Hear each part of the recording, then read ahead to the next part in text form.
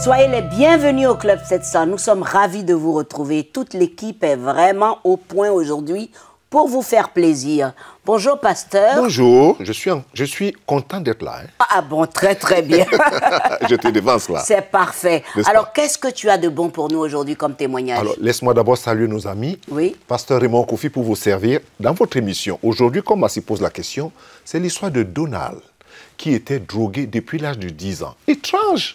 Après la mort de sa mère, sa grand-mère, sa vie était allée, retour, prison, prison, retour. Overdose, encore à 25 ans de prison. La mort était devant lui, mais un son étrange a résonné dans ses oreilles. Lequel? Écoutons-le. La première fois que je me suis injecté de l'héroïne dans les veines, ça m'a emmené hors du monde. Donald Nalley a lutté contre l'addiction à la drogue pratiquement toute sa vie. Il n'avait que 10 ans lorsqu'il commença, peu après le décès de sa mère. Pour moi, la drogue m'aidait à échapper à la réalité et à la souffrance. Pendant 34 ans, Donald a pris et essayé toutes les drogues qu'il a pu trouver. Il a aussi été dealer et a passé des années derrière les barreaux. Mais il n'aurait jamais admis qu'il détruisait sa vie. Je n'avais jamais compris la vérité selon laquelle ce que je faisais me détruisait et détruisait les autres. C'est comme un cycle sans fin. Cela changea le jour où il faillit faire une overdose d'héroïne. Je savais que j'étais en train de mourir et j'ai dit à Dieu, « Seigneur, aide-moi, j'ai besoin de ton aide, je n'en peux plus, j'en ai assez d'en avoir assez, je ne peux plus vivre comme ça. » Donald survécut à cette quasi-overdose et se fit arrêter peu après. Il fut inculpé de distribution de drogue. Il risquait 25 ans d'emprisonnement sans possibilité d'être libéré sur parole. Dans l'attente de sa sentence, il cria vers Dieu. « Si tu me fais sortir de ce trou, j'essaierai de vivre comme tu le veux. » J'ai entendu un murmure à mon oreille qui me disait « Ecclésiaste ». Ça m'a complètement abasourdi. J'ai regardé autour de moi. Mais qu'est-ce qui se passe ici? Dieu, est-ce toi qui me parles? Donald trouva une Bible et se mit à lire le livre de l'Ecclésiaste. Il se repentit de ses péchés et donna sa vie à Dieu. J'avais l'impression que les mots dans la Bible prenaient vie, comme s'ils sortaient des pages pour parler directement à mon âme. Je me suis mis à sangloter, à pleurer comme un bébé. Je me suis mis à genoux, face contre terre, et j'ai dit « Seigneur, je ne doute pas que tu m'aies parlé de ta propre voix. Et que tu me sortes d'ici ou non, je veux vivre comme tu me le demandes. Mais je ne sais pas comment. Il faut que tu me montres comment vivre. » Donald dit que Dieu l'a aussi délivré de son addiction. Cependant, 2 semaines plus tard, il commença à se sentir malade et il se rendit à l'infirmerie. Un examen sanguin révéla qu'il avait une hépatite C suite à des années d'intraveineuse pour se droguer. Le médecin lui déclara que c'était le pire cas qui lui avait été donné de voir.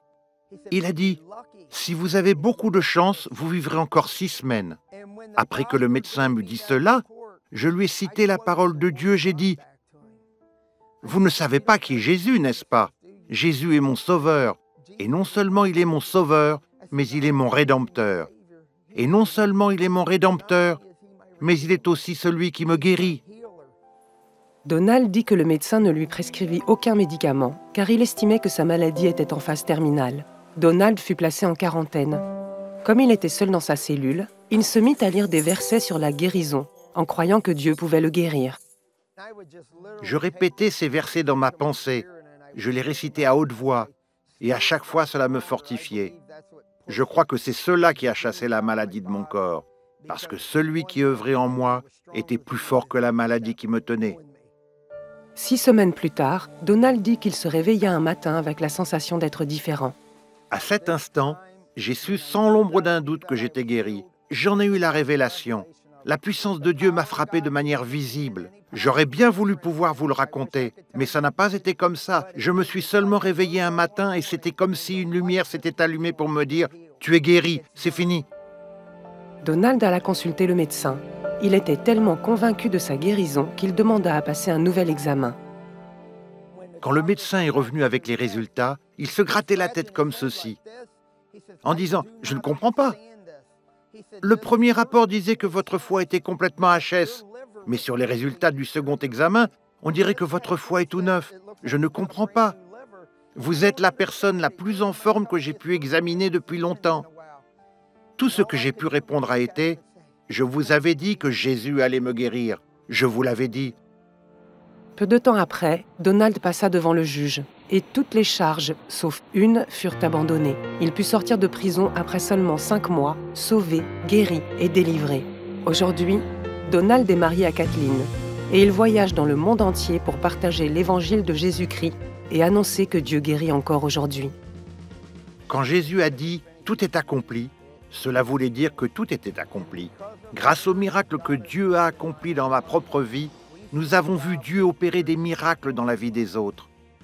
Sa volonté est de guérir, délivrer, libérer les captifs, tout simplement parce qu'il nous aime.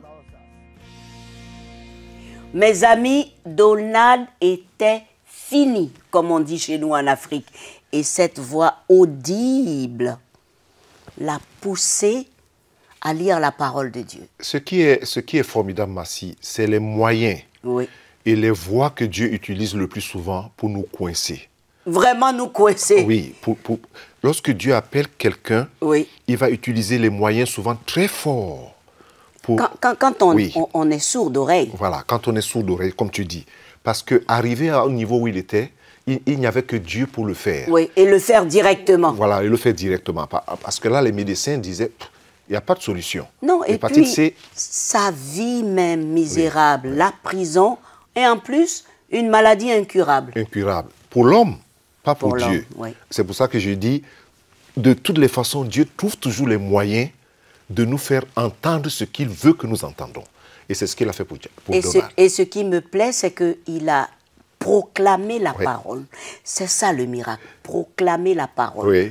Malgré ce que les médecins disaient, il ne va jamais guérir, il est resté sur la parole. Il dit, ce Dieu-là m'a dit et je crois. Aujourd'hui, il parcourt le monde. Il rend ce témoignage, il fortifie les gens. Et ceux qui nous regardent là maintenant, ils sont fortifiés. Ne perds pas confiance. Dieu qui a fait ça pour Donald veut le faire pour toi. Et il est en train de le faire maintenant. Mais ne nous quittez pas. À tout de suite.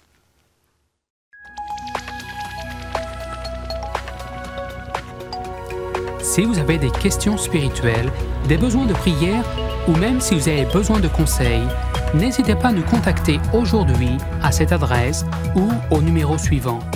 Nos conseillers sont là pour vous aider. N'oubliez pas, nous sommes là pour vous.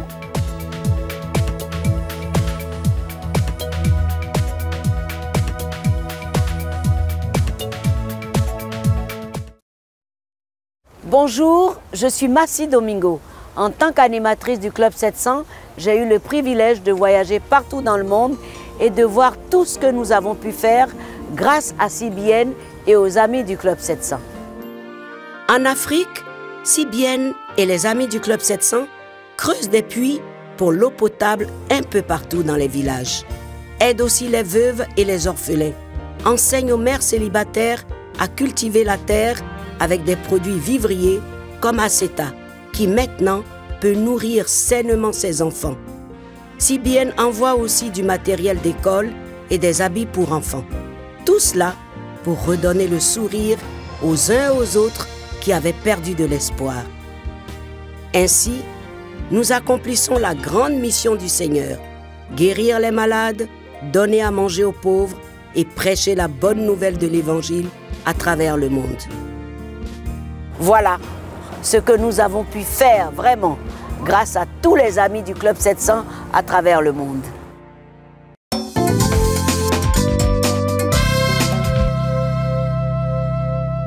Bienvenue de nouveau au Club 700. J'aime beaucoup cette histoire d'amour. C'est celle d'Élisabeth qui est survivante de l'Holocauste en Israël.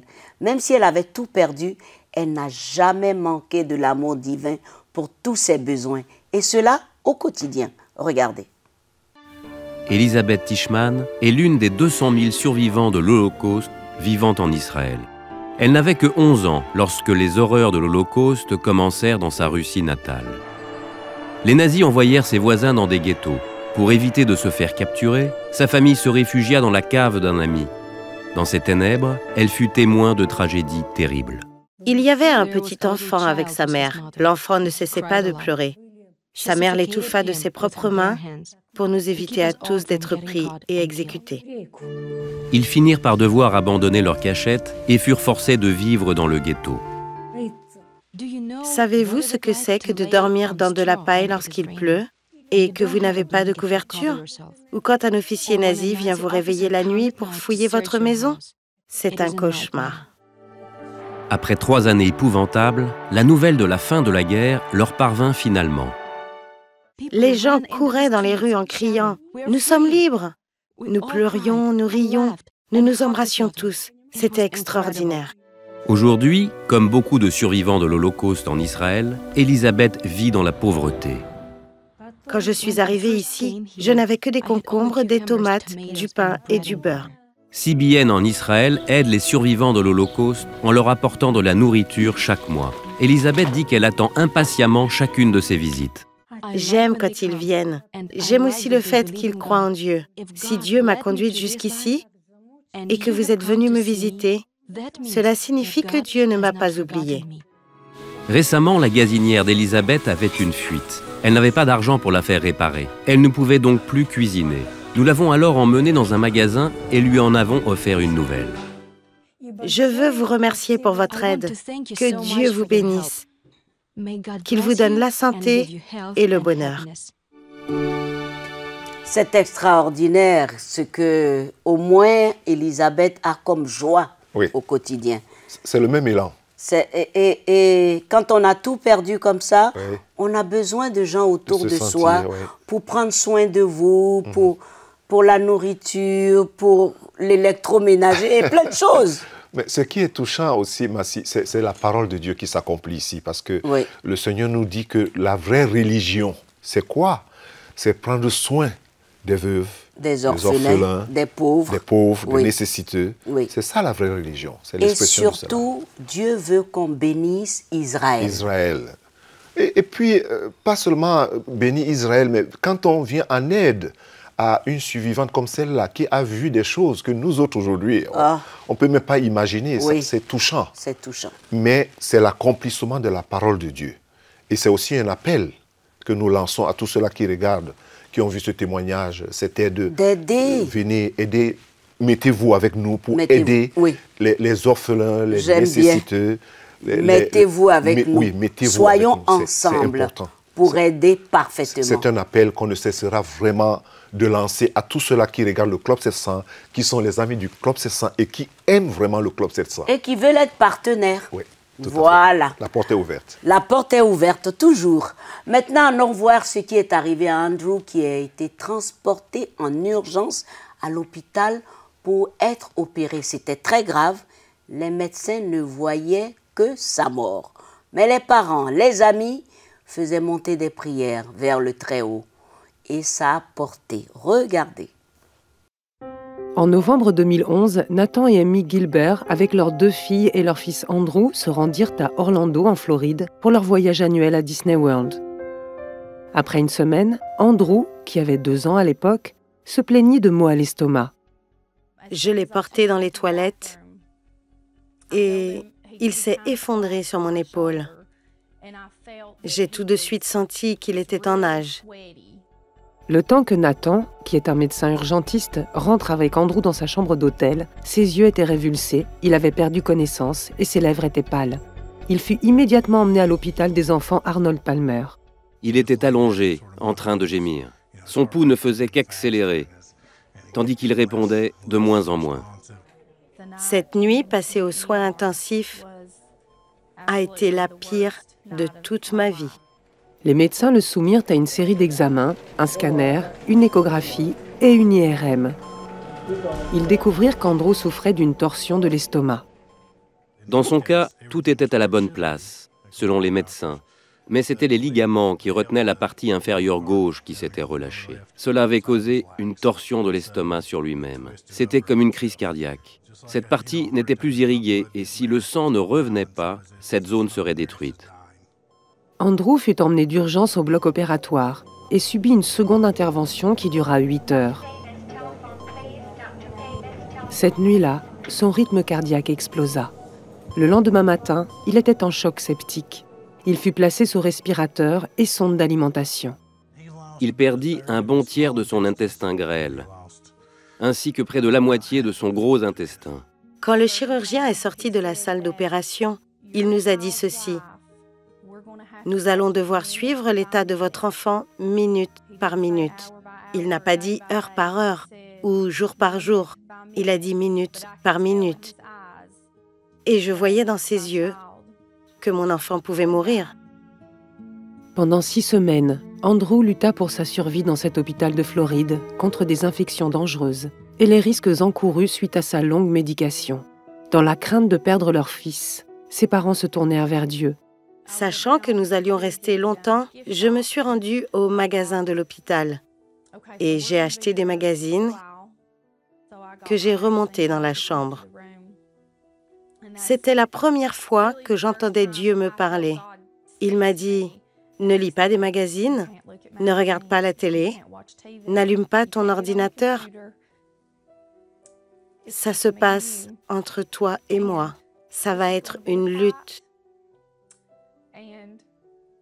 Tu dois garder les yeux sur moi. » J'ai alors jeté les magazines. Je savais que les médecins avaient fait tout ce qui était en leur pouvoir. Il me restait à m'accrocher et à garder mes yeux sur Dieu. Amy et Nathan ne furent pas seuls à prier. Des gens de tout le pays prièrent également pour Andrew. Des gens de partout nous appelaient, des collègues de travail, des amis. Ils gardaient tous le contact avec nous. Leur effort de prière fut extraordinaire.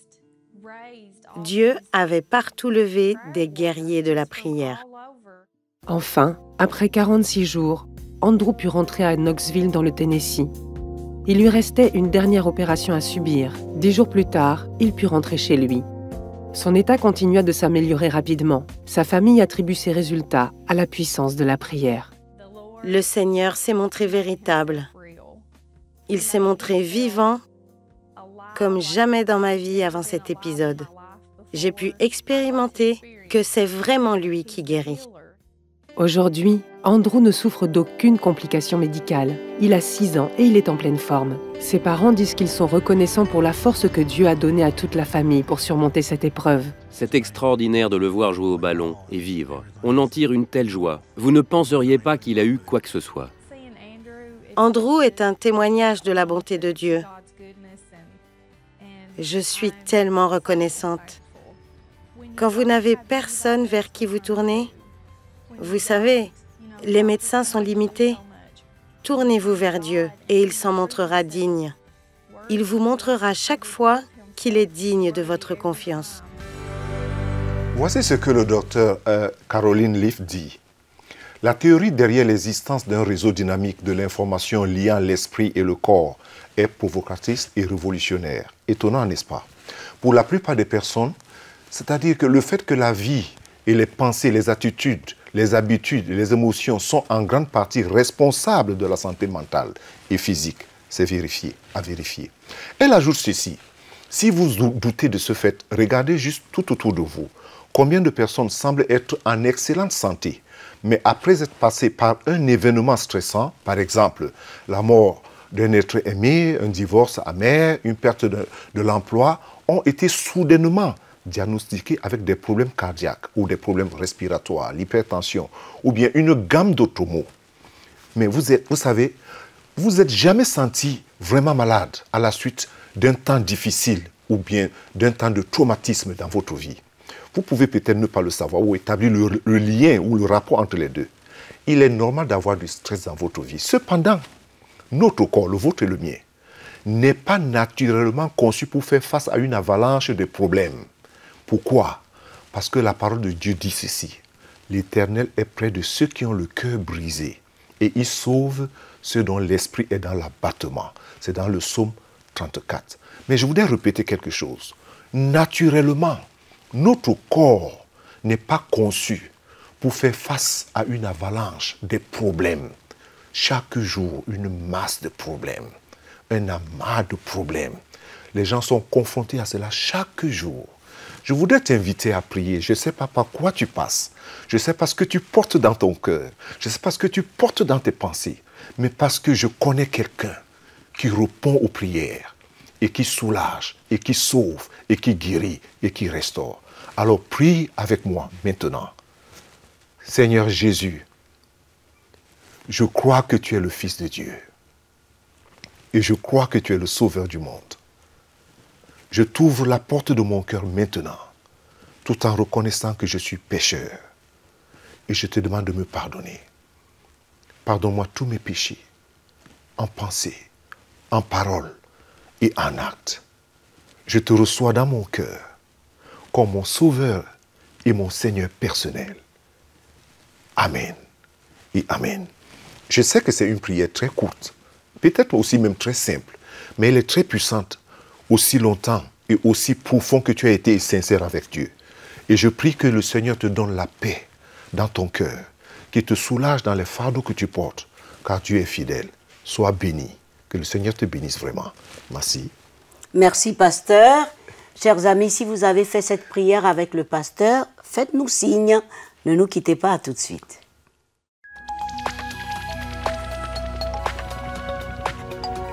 Si vous avez des questions spirituelles, des besoins de prière ou même si vous avez besoin de conseils, n'hésitez pas à nous contacter aujourd'hui à cette adresse ou au numéro suivant. Nos conseillers sont là pour vous aider. N'oubliez pas, nous sommes là pour vous.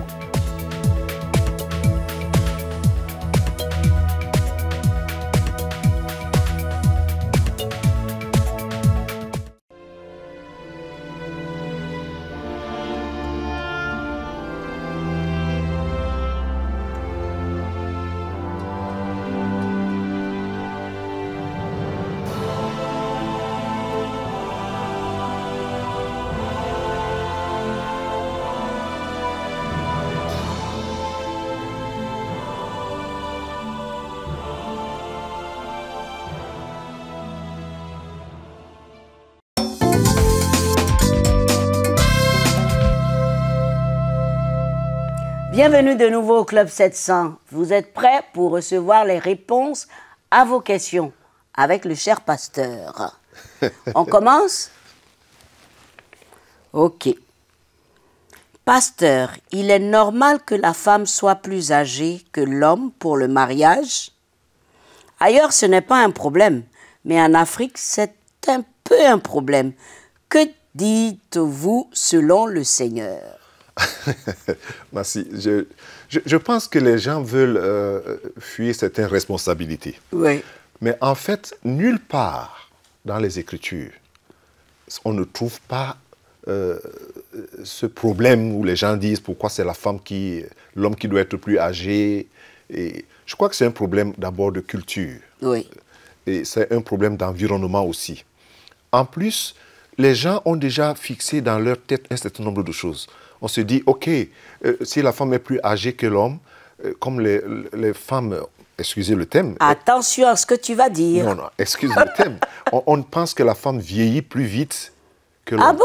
On pense, je dis bien on pense. D'accord. Parce que c'est souvent l'inverse dans d'autres cas où on voit la femme encore plus jeune et l'homme plus âgé, c'est-à-dire physiquement. Bien Donc, sûr. Tout ça se passe dans la tête. Oui. Mais ce que je voudrais dire ici, Massi, c'est que l'amour est plus fort que ces équilibres qu'on essaie de mettre. Oh, merci, Massi. Merci, pasteur. Trop d'équilibres qu'on essaie de mettre. Oui. Et puis, je trouve que c'est un peu comme un rejet quand on dit pourquoi la femme doit être plus âgée. Alors, celle-là, Pour ne pas commander le mari, comme on dit chez nous. Non, et celle-là, elle va donc se marier avec qui? Celles-là, elles vont se marier avec qui? Vraiment. Ça, c'est la question. Ça, c'est la question. Donc, ne soyons pas trop égoïstes de l'autre côté. Non, il n'y a pas de loi là-dessus. En un mot, le Seigneur n'a rien donné comme indication. C'est d'abord le cœur qui parle. C'est une question d'amour. J'aime ma femme, j'aime mon mari, ainsi de suite.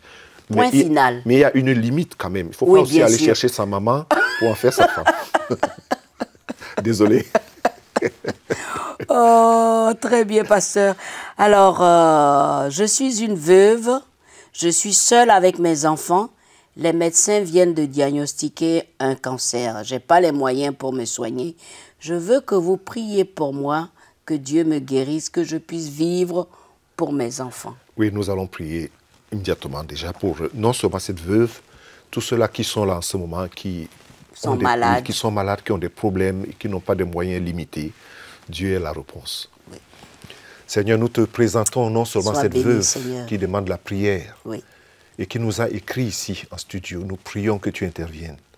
Nous savons que tu fais des miracles, Seigneur. Au nom de Jésus. Touche-la et interviens puissamment. Au nom de Jésus. Nous pensons à plusieurs autres qui en ce moment sont en train de gémir sur le poids de la maladie dans leur santé. Ta grâce, Seigneur. Au nom de Jésus-Christ, nous plaidons ta grâce. Oui, Seigneur. Et nous prions que tu sois leur pourvoyeur. Oui, Seigneur. Nous prions que tu bénisses leurs finances, leurs revenus. Oui, Seigneur. Que tu rencontres les besoins des uns et des autres. Oui, Seigneur. Nous vous recommandons à la paix de Dieu. Alléluia. Et nous vous recommandons à la guérison au nom de Jésus-Christ. Au nom de Jésus. Au nom puissant de Jésus, soyez Alléluia. guéris. Alléluia. Au nom puissant du Seigneur Jésus, soyez fortifiés. Alléluia. Au nom puissant du Seigneur Jésus-Christ, connaissez la paix. Alléluia. Et que la paix de Dieu entre dans vos cœurs et dans vos maisons. Soyez Alléluia. bénis. Au nom de Jésus. Amen. Amen. Et Amen. Amen. Amen. Oui, Massi, c'est pas important. facile. Oui, c'est pas facile. Déjà veuve avec un cancer, ayant des moyens vraiment très limités, on se pose beaucoup de questions. Et c'est le cas partout. On a besoin de faire confiance au Seigneur Oui. et de retrouver toutes les paroles qui parlent de la guérison, divine dans la parole de Dieu. Pour se soutenir, pour se maintenir. C'est important, pasteur. Très important. C'est-à-dire qu'il faut que les gens comprennent que Dieu nous parle dans sa parole. Oui. Et nous devons mettre notre confiance dans les Écritures et ce que Dieu dit. C'est aussi le même appel que nous lançons toujours à tout le monde qui regarde le Club 700. Qu'il soit béni. Qu'il soit béni. Eh bien, les amis, si vous avez été touchés par la prière, par cette émission aujourd'hui, faites-nous signe. Nous aimerons avoir vos témoignages aussi. Pourquoi pas? Et puis, vous pouvez nous joindre partout, dans nos bureaux régionaux, et puis vous pouvez aller sur Facebook. Nous sommes ouverts 24 heures sur 24. Et le pasteur et moi, nous continuons à prier pour vous. Jésus vous aime, ne l'oubliez surtout pas. N'est-ce pas, pasteur? Tout à fait. Il revient bientôt. Et il revient bientôt. Et je voudrais surtout vous dire, rendez-vous, même heure, même chaîne, semaine prochaine. À bientôt.